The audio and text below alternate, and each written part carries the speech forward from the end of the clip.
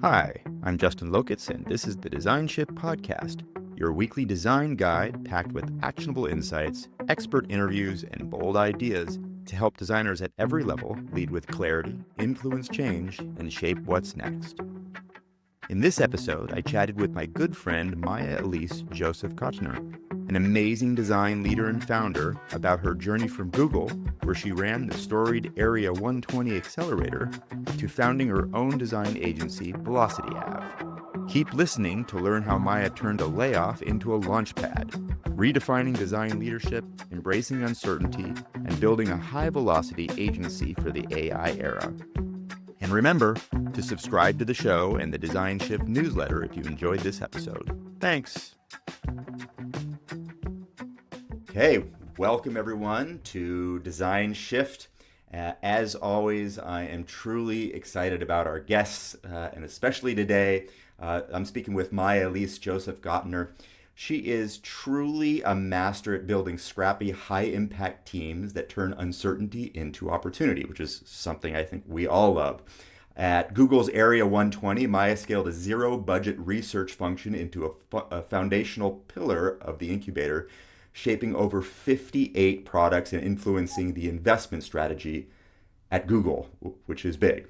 At Gannett, which is a giant media company, she bridged the gap between research and action across major news outlets, sparking innovation through grassroots initiatives like Product Jam.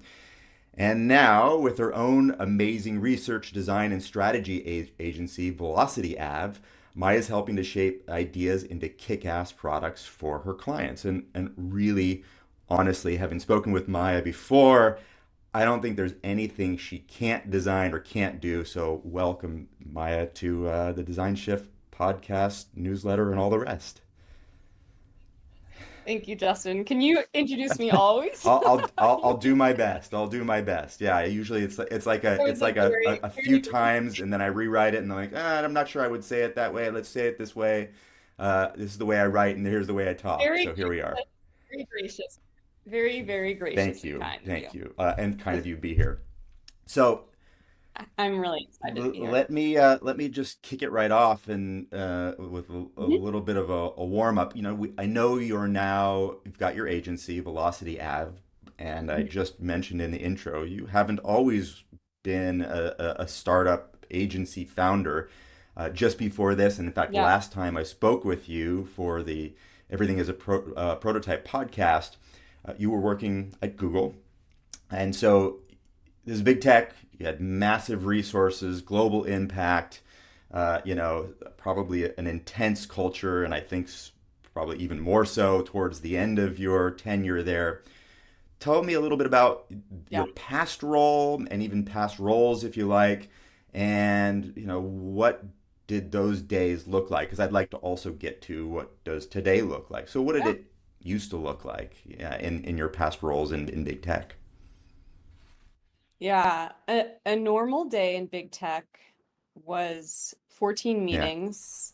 It was, back-to-back meetings, supporting my team, planning, facilitating strategic workshops with the leadership team, advocating for research and design, up-leveling the work of my team, meeting with cross PA leaders to connect the dots between organizations, because Area 120, as you mentioned in the intro, was um, was an incubator, and at the end of the day, our goal was to build products and graduate them into core Google Hmm. product areas. So to do that, we had to really understand other product areas.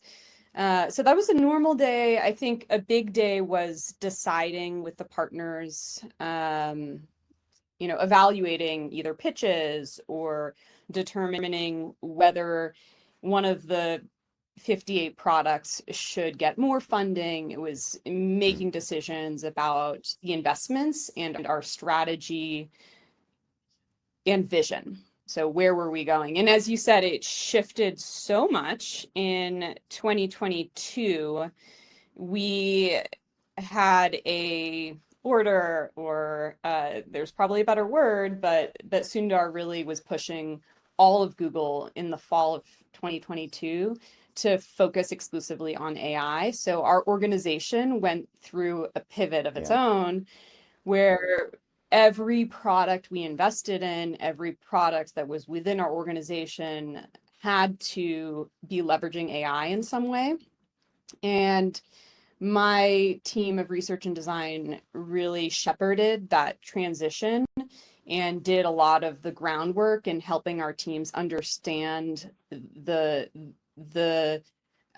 landscape of AI at that moment in time, and helping our partners also get up to speed, because not everybody was super familiar with AI or an expert in AI. So yeah, so that was a normal day, a big day. Had minimal differences, honestly, because there's so many systems, and I think that's something we'll get more into later, that dictate your work and how you lead when you're within corporate. And it's something that when you're in it, I think you almost don't see it. You almost don't realize how you're not making personal decisions, because there's such this strong ethos and such this strong mission that defines your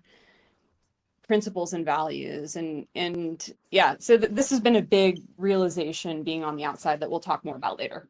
I mean, that's already big. Even that is profound. The idea that you don't make decisions, right? I heard that, and I don't. I think you are making some decisions, You make decisions, yes, on some level you're making and you're decisions. being guided by the mission, by the culture that is at that place. So yeah, Yeah. that is really interesting, and it's also very, in my mind, very meta to this AI conversation. Right here, you were out there Yes. doing research on AI. This is 2022, so it's crazy that it was really, these Yeah. LLMs were just coming up then, just like inching their way in. And Yeah. here you were making decisions without making decisions because they were sort of being made for you via culture and mission, vision, strategy, whatever. Yeah, it's a lot. Yeah, and of course you're making decisions, right? But there at the core, there is, you need to be thinking about the Mm-hmm. business, and you need to be aligning to the mission and the vision and the OKRs. And so there is room to define your team's values and principles, but they have to make sense. They have to be in concert with the bigger Right. picture. And and I mean, I felt that I had tons of autonomy. That was never in question. But when I left, I realized that there was a lot that was already defined, and I had to Mm. redefine some of these things for myself on the outside that were big. Yeah. Let's let's just talk about that. You left at the same time. I'm not sure you left on your own accord. Maybe as a little bit of both. No, I did not. Right. Yeah, I used the word left. It was not Yeah, my okay. decision. We'll get there. So let's just talk about that. Yeah, You yeah, were asked to leave, right? Or the yeah, company was changing, as big companies do. Um, yeah. I was one of the 12,000 is in big. January of Yeah. 2023. And it was, so the decision wasn't mine. I was super Mm. happy. I loved my team. I loved my role. I loved my organization. There had been signals that there was going to be a big layoff. As I said, in September 2022, that focus on AI ended up with a reduction in Right. force, a RIF. And it was part of the decisions that were made around that RIF. And so the writing was on the wall, but because I really was in love with my role and my team, I wasn't honest about the impending Mm. risks. And the day before the layoff, I always love telling this story.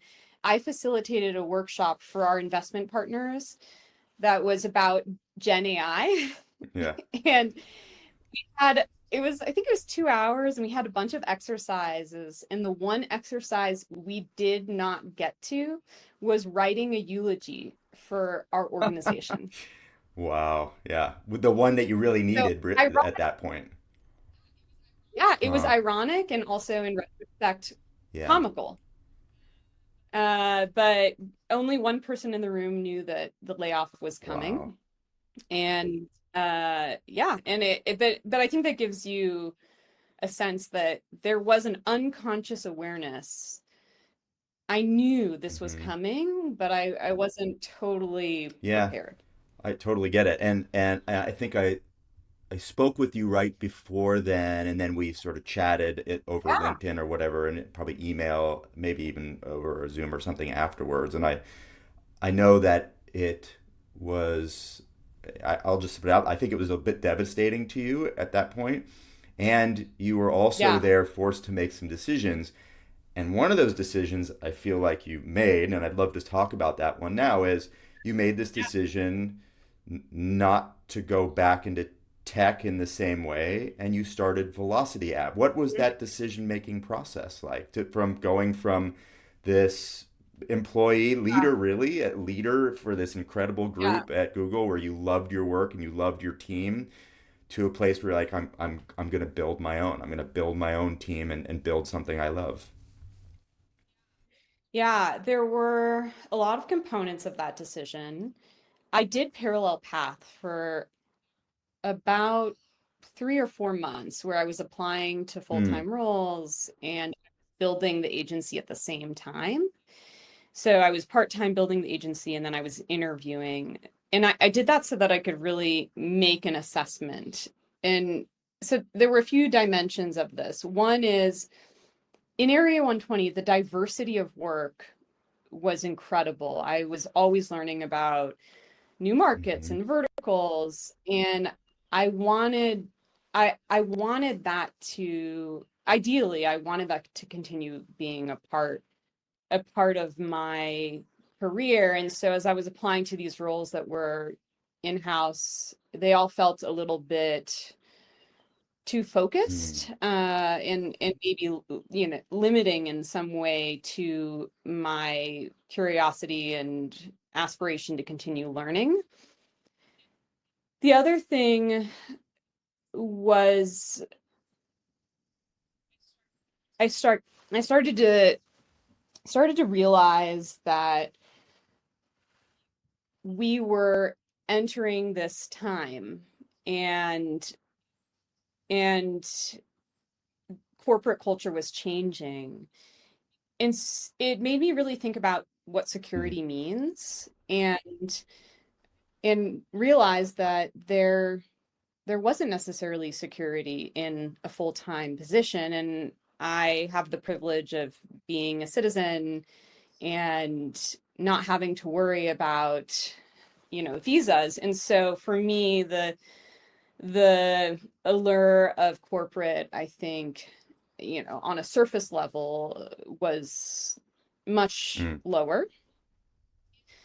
And then the third thing was I did an assessment of what differentiates me as a leader, as a researcher, as a designer, and looking at the market of other agencies. And I felt there was something unique in my expertise, in my knowledge.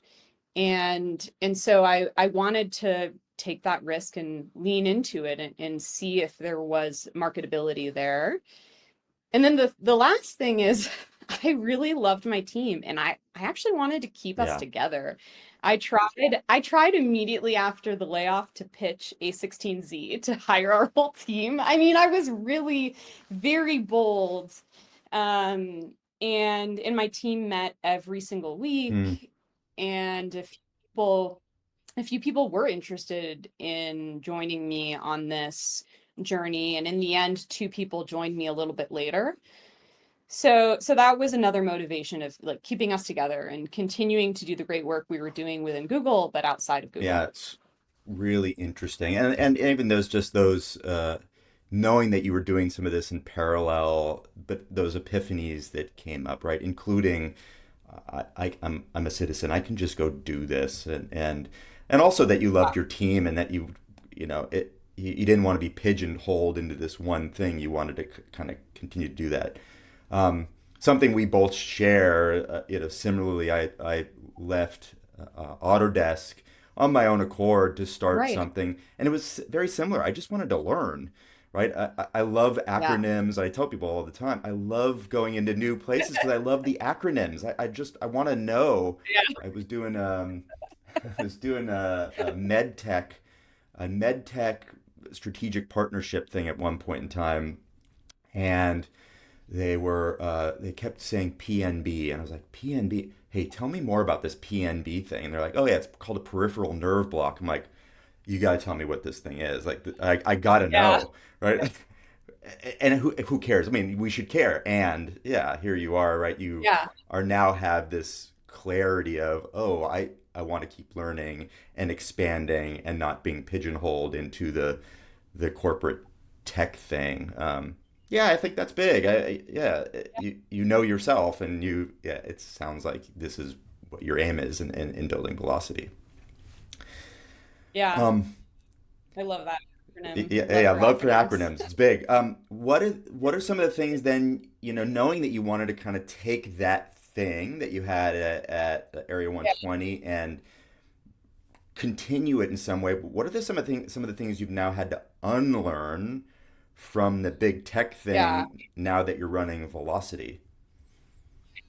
Yeah. This is a great question. I So in corporate, I invested 99% of my time or energy on Mm, impact, and to some degree felt like I could control it. There's in-house, you focus so much on the narrative of your work and the outcome. And sometimes that narrative is about your personal benefit. Sometimes it's about your organizational benefit. Sometimes it's political.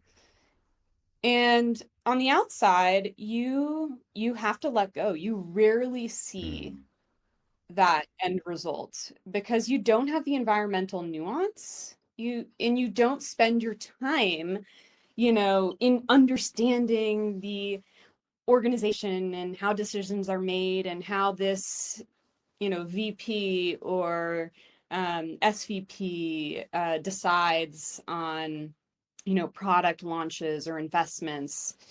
So I think my energy, I had to unlearn how to care so much about the the end outcome.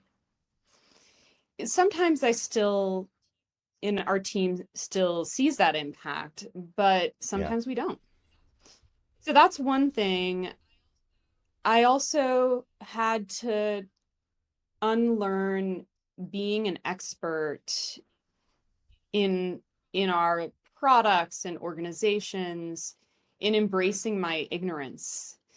And I found a lot of value in that. If I go back to impact and I go back to actually earlier than impact, if I think about integrity of work, I find that as an agency, because you have that ignorance, you also have permission to mm, scope better and to understand the context better and to help your clients articulate and define things in a crisp way.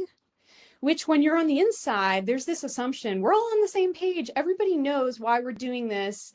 Everybody knows. And so a lot of that ends up getting lost, and you end up having some really messy challenges later on. But when you're on the outside, you don't have the context, the history, the knowledge. And so you can truly be inquisitive and you can help people articulate things that they actually haven't had to. So I think that's one of the things I've had to unlearn that has been super powerful when I think about the quality of work that yeah. we do. And when I think about also our own process and efficiency. Yeah, makes total sense. Yeah, and I really, really, that resonates with me. On one hand, it's the ignorance, and on the other hand, it is the permission to go in Yeah. and really get deep and ask deep, meaningful questions, and even challenge, right? And it's permission to argue Yes. if needed. Here you are. You're in many respects you're being hired to be a level setter. As much as anything, whereas if they were going internally, there wouldn't be level setters because it's all hierarchical, irrespective of the Yeah. organization, right? Yep. Absolutely. Yeah, it's a big one. Well, tell me then. Let's just go into velocity. What is velocity? Tell me. I mean, I Yeah. mentioned it. It's strategy and design and so forth. What is velocity? What do you guys do? What are Yeah. some of the projects that you're proud of, or that you can speak about, anyways? Yeah. We we help companies, big and small, mostly big, I would say. We had a little bit of a product market fit miss, which we can talk Cool. about later. Yeah, we help companies identify real problems. We help companies think about new markets. We help we help companies really understand their existing users. And we do it super collaboratively, and we do it pretty quickly, which is, it's velocity is speed, but with Right. direction. Right. So I think we're very nimble, and we we really try to learn additively, which which helps in making smaller decisions rather than big decisions. So it's some of the work we're proud of. Oh, what can I talk about? Let's see. I hadn't thought And I about didn't. this I one, don't think I even Justin. wrote it as a question, but listen, this is a conversation, so I'll put it Yeah, out. If you it's can't good. say anything, that's okay too. No, Make it up. yeah, I mean, yeah, so we've done work like across industries. I think some of the work that's been most exciting to our team is the work that's more Hmm. meaningful. So we've done work with a company that focuses on the hypertensive community in low income areas, really thinking about how do you help people manage their condition and take action. And so for that work, we looked at the relationship between patients and their care team. We looked at the relationship between patients and technology. And so that was definitely a project I think our team was like cared a lot about, was really excited about. We did some work for a VC studio, a lot of work for them.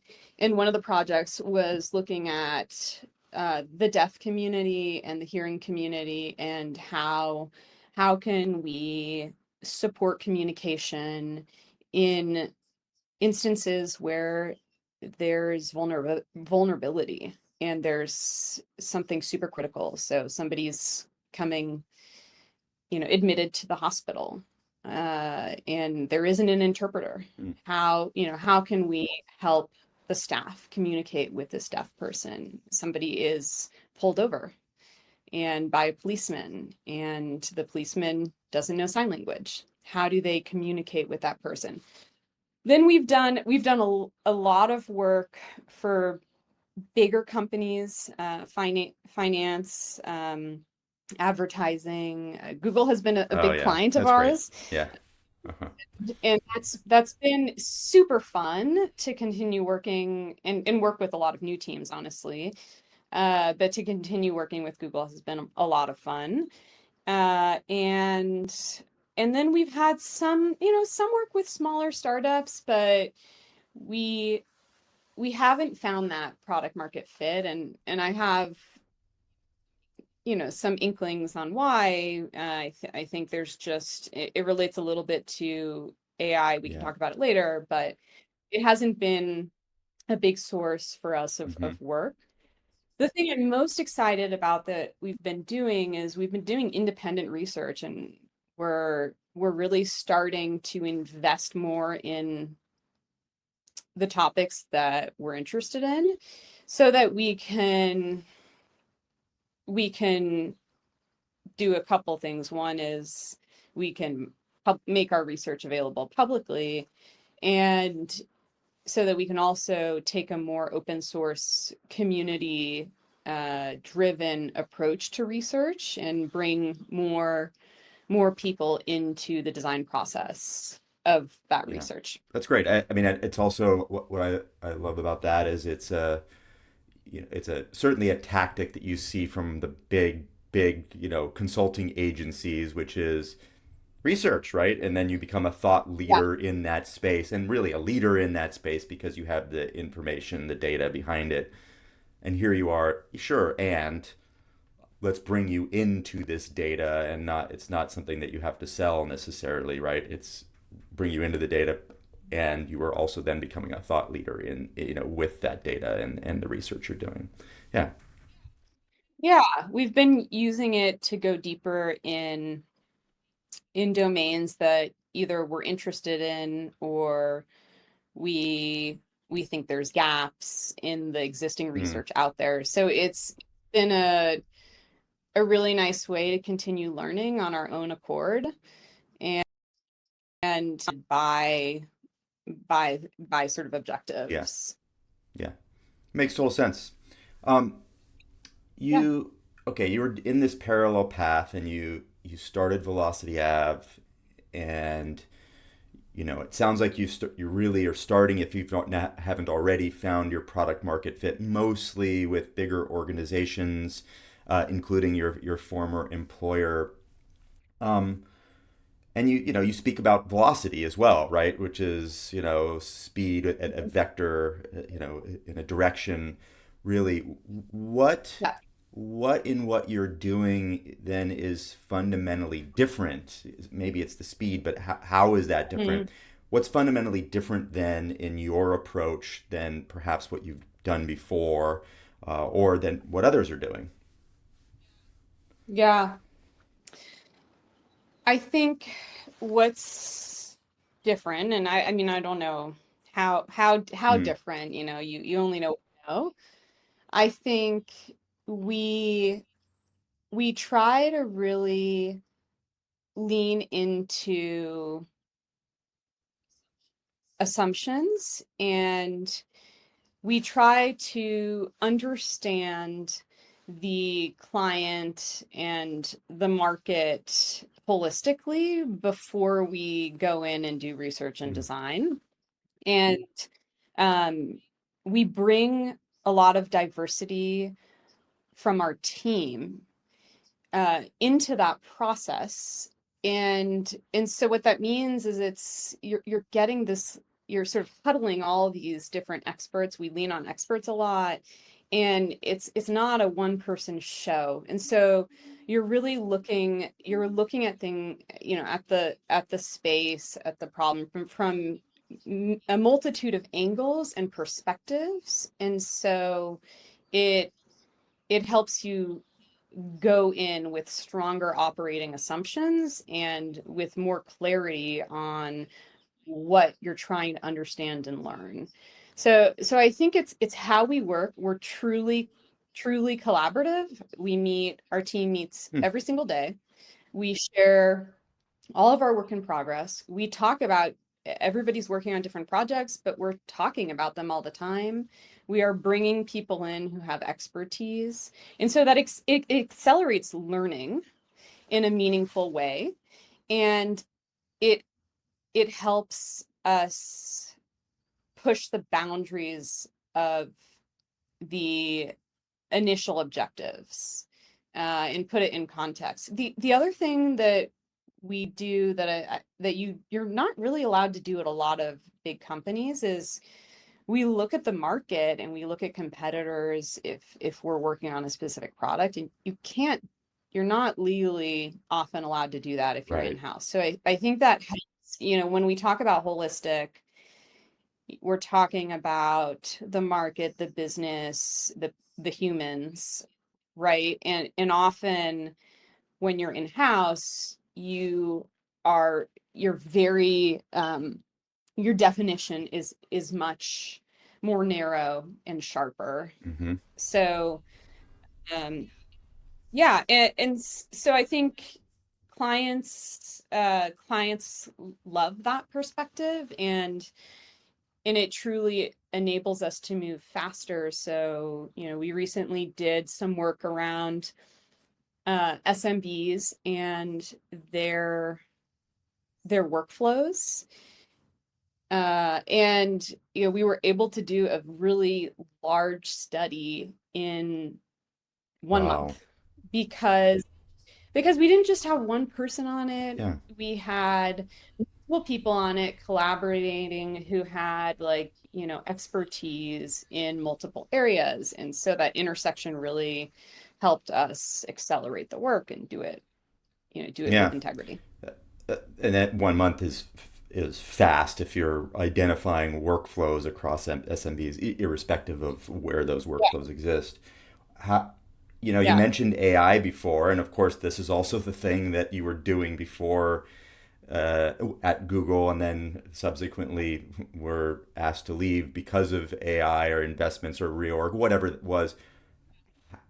How is that showing up in your work now, or your clients' work, or what they're asking for? Here you're researching in a month, and I'm like, well, is this something that I could just go to OpenAI, ChatGPT, deep research and do? Where is it showing up? What's happening? Yeah. Yeah. So we're playing along with AI. I think AI, I am not as threatened Hmm. by AI. I think there's a lot in the community. There's a lot of concern. We are seeing certain founders, and this is one of the reasons why we struggle with smaller startups. We are seeing that AI is giving a lot of founders this limitless sense of Mm. empowerment. And we even had a founder come to us and propose that they would A/B test our work with AI. And we said no.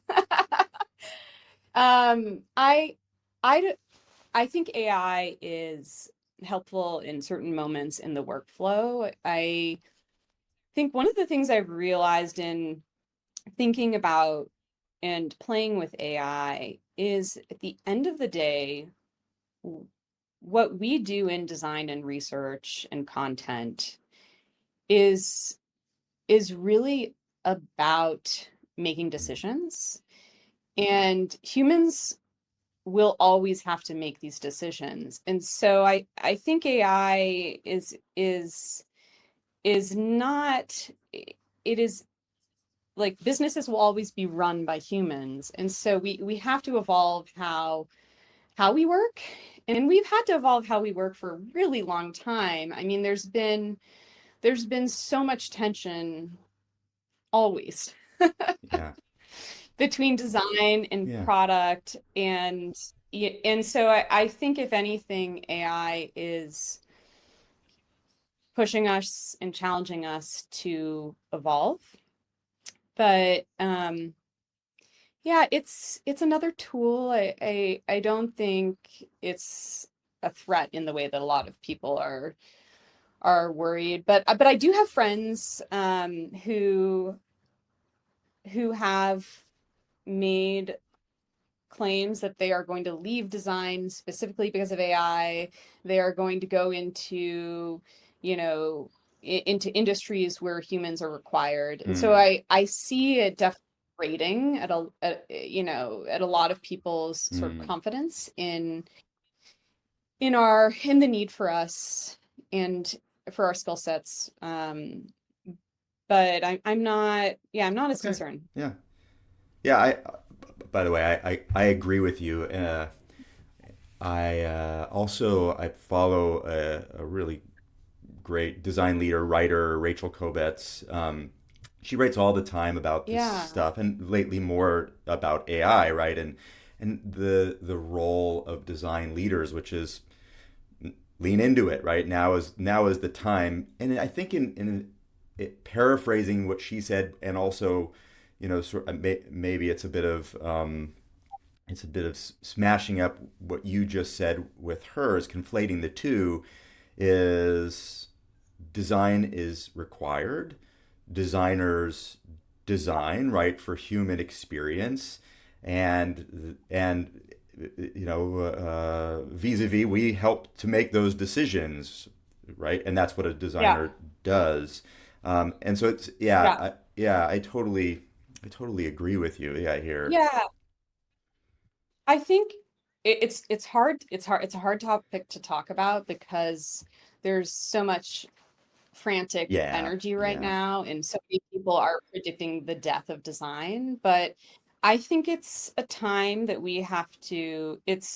What's happening is metamorphosis, and I think our work is more valuable than ever. Businesses have liability Hmm. and accountability, and at the end of the day, this whole conversation always around like, well, who is owning product? Who is owning product? Hmm. Design doesn't have a seat at the table.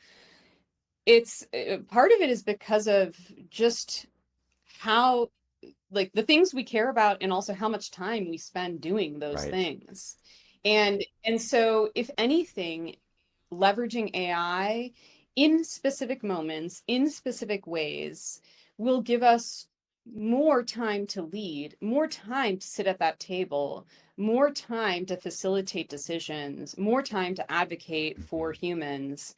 And so I really see it very, I'm in that camp of I think it's I think it's time that we evolve, and this is the thing that is going to push us to redefine who we are within organizations and what our value is to Yeah. organizations.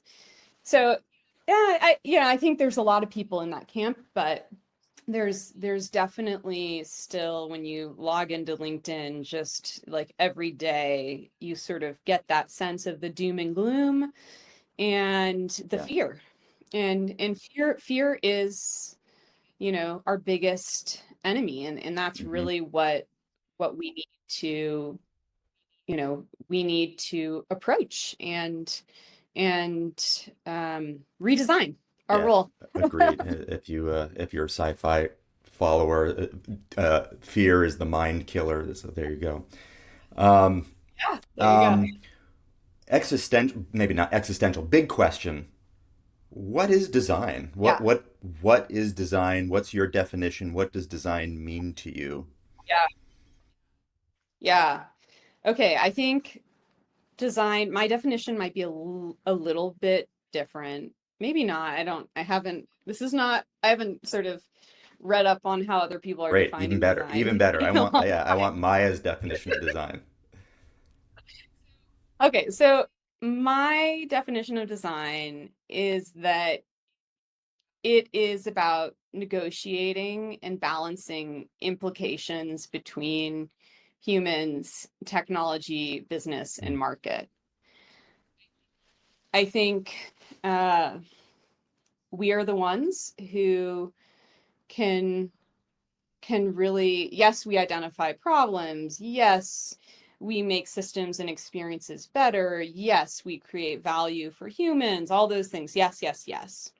But where our special sauce and our power really is in that negotiation and balance, and thinking about, what does this mean for humans? What does Mm. this mean for the market? What does this mean for the business? How will this impact, you know, each of those? And so it brings me back actually to CCA's, business models Uh-huh. class, really thinking about desirability and feasibility and viability. Like, we are the ones who really can investigate, understand, and problem solve for all three Right. of those things. And so yeah, I think when we think only about one, like if we only think about humans, then we hurt ourselves. But if we're also thinking about the business, technology, and the market, then we're thinking in a way that is actionable, realistic, and holistic. Yeah. I, by the way, even if you haven't read up or listened to others, that is pretty in sync with what I hear quite a bit. And also, I believe it's the systems approach. It is Yeah. not Yeah. just human experience pushing buttons or whatever, service design is in. It's the systems approach of what's Yeah. before, what's during, what's after, and all of the things surrounding that. This is what I'm hearing from you anyways. Yeah. Yeah. Well, and because we are so good at ideation and at, considering multiple Yeah. data points, I think the negotiating piece, when you go into a room with a cross-functional group, who is the person typically who comes up with the solution, the idea that takes every perspective into account? It's Yeah. design. It's always design. So like that, the power of negotiation and balance, I think, is really um where we shine, and that is what business decisions Yeah. are. Like, you can never make the best business decision. You never can, because you lack resources, you lack time, and there's always constraints. And so thinking about those constraints is really in our wheelhouse, and in that more than ever, I think is needed Yeah, right now. I think that's great. And also, if you think about the core of design methods, it's also testing things, right? So it's Yeah. no decision is a nuclear decision on off. It's every decision is yep, this is a decision we're going to make now, and we may fail, we may succeed, and we will Yeah. learn, and let's not make it a nuclear decision at that. Yeah. Yeah, totally. I agree with you there. I think there's still a lot of maturing that has to happen in understanding the value of Yeah. iteration and understanding the fidelity of iteration. I think that's been one of our the things that has held us Sure. back the most, is this desire and also the ability for product to build things with high fidelity very quickly. And um and so I think we still have to work on how we measure iteration in testing mode rather than live, but a bit of a different Okay, yeah, conversation. and we have just a few more minutes. I just have a few more questions too. I can Uh, go I can go over a little bit too if Okay, if we need thank to. you. I don't want to keep you too long. What do you think then? So now we've talked a little bit about the role of designers and design leaders. When you think out, and this is in the systems approach, think out 5 years if you can. Where do you think design leaders, where are we spending our energy in the next 5 years, knowing the systems approach, perhaps what we're talking about, but also AI and even where the markets are going? Yeah, I think it builds on what we were talking about before. I think we need to reinvent Mm-hmm. ourselves. I think two of the things I'm seeing that this might sound a little extreme, but we are going through an industrial Yeah. revolution of sorts. That there's a lot of talk about. I also think we're going through a little bit of a renaissance. And so I think those two things happening at once, and I'm not seeing a lot of people talk about this, though maybe you are. And again, I'm not spending as much time right now because I'm so focused on the business and writing this book at sort of the community conversation. But I think there's actually a lot of tension between where tech is moving and the values of Gen Z and Alpha. They don't seem aligned. And so when I think about design and where we need to focus our energy in the next 5 years, it's really, really looking at technology and markets and in helping founders and technologists and companies understand Gen Z and Gen Alpha, because I think there's a huge gap and there's a lot of tension, and it has major implications for businesses and products and services. Yeah, and I think Renaissance then is a perfect word for that, right?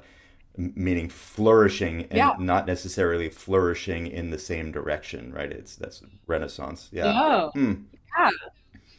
So this is what's keeping me up at Hmm. night right now, is sort of thinking about these two things. Like, Hmm. oh my gosh, if they're happening at once, like have they I'm sort of going down this, historical like rabbit hole of like what happens when these two things happen Right. at once, um and they're so, siloed from Yeah. each And other.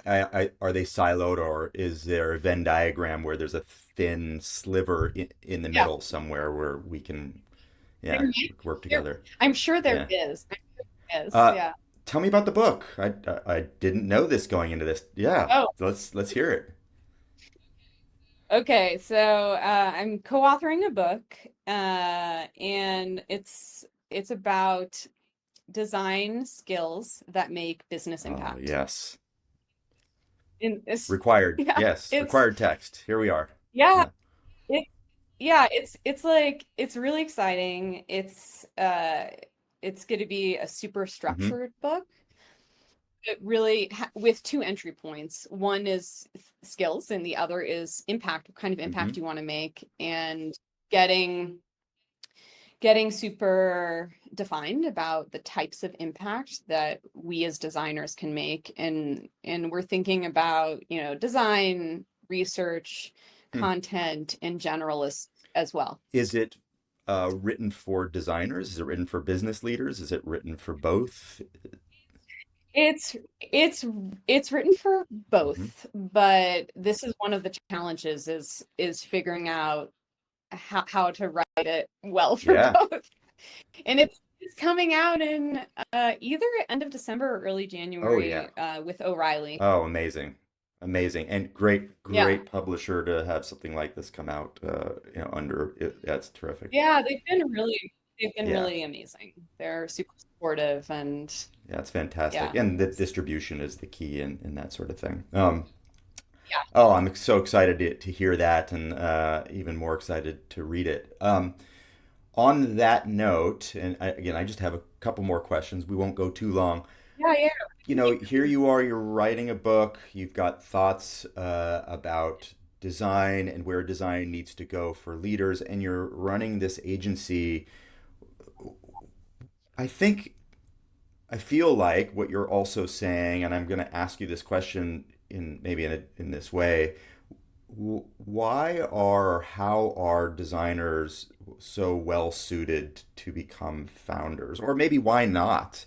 But I feel like you're a great founder. You've created this really awesome organization, doing things seemingly that you Yeah. love. What makes you and maybe other designers good at that or great at that? Yeah. I think um we're we're good at Yeah. failure. That's Yeah, the sure, first thing sure. to say, is that we we are we have thick Mm, skin, and we're used to failing. I think we think iteratively, we think additively, we think in a very defined Yeah. way, um, that that is really helpful when you're starting something, because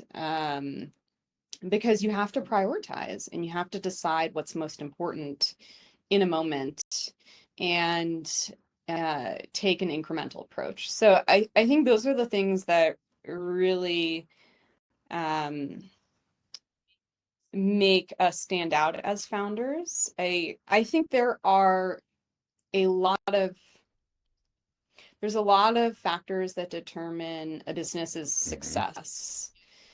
And uh, in Area 120, we would, we saw, I don't know, thousands of pitches probably over the time I was there.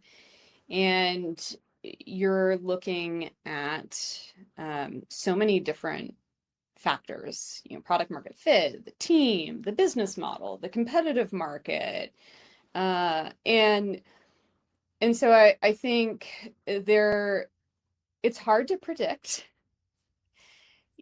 because there's so many factors and there's so many moving, elements. It's hard to predict whether a founder will be Right. successful. And so you really have to define your own success, metrics. But I think if a designer is considering becoming a founder, there's a few things that I suggest. And one sounds simple, but I think it's hard today.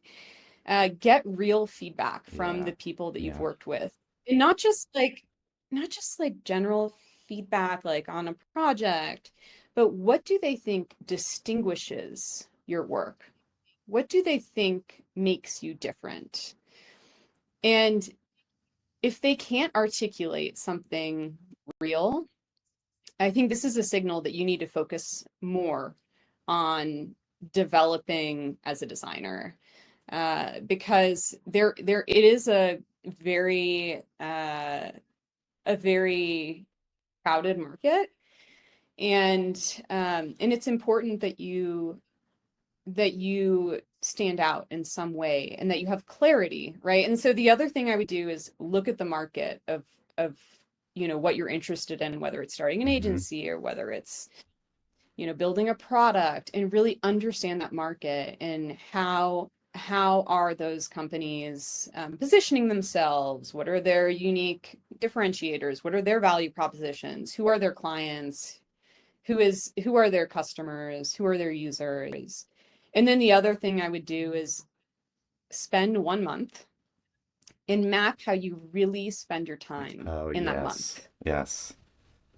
How do you spend your time? What are you doing? When do you feel inspired? When are you uninspired? What are your highs? What are your lows? What do you love doing? What do you dislike doing?